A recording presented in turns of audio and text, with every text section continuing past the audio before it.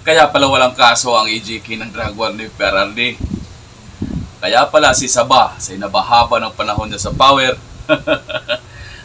nakaupo siya, naging CHR Commissioner, naging Justice Secretary, naging Senador. Pero walang nagawa, hindi nakapagkaso kay PRRD. Kaya pala itong tuwad kong, nakailang milyon ng ginastos sa kakahiring sa EJK sa Kongreso. Wala pa rin. Kaya pala itong si Trililing, hat na ipasa ang obligasyon ng hudikatura ng Pilipinas sa ICC. At namamaos na ang mga bangag, nanakit na ang mga lalamunan sa kakasigaw ng ICC. ICC. Pero hindi pa rin pinapatulan ng ICC. Kasi, kaya pala kung makahamo si PRRD na kasuhan nyo na ako sa korte. Wala talaga sila magawa. Kaya rin pala sumuko ang ombudsman sa kakaimbestiga sa EJK dahil walang makitang ebidensya. Dahil ang EJK ay nailagay na lang bilang isang chismis. Dahil nga sa walang makitang ebidensya, kaya ito'y naging isang chismis na lang. O narito, panoorin natin ang report galing sa BNC. Chismis lang daw.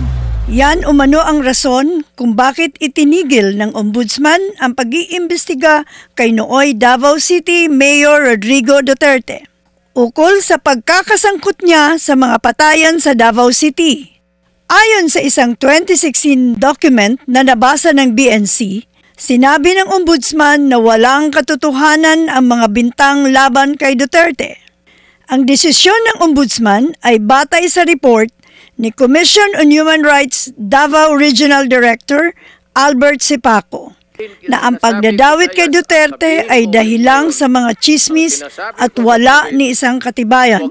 January 15, 2016, 4 na buwan bago ang presidential elections, sumulat ang Ombudsman Field Investigation Office sa nooy chairman ng CHR na si Jose Martin Gascon para sabihing kinakatigan nila ang report ng CHR Davao.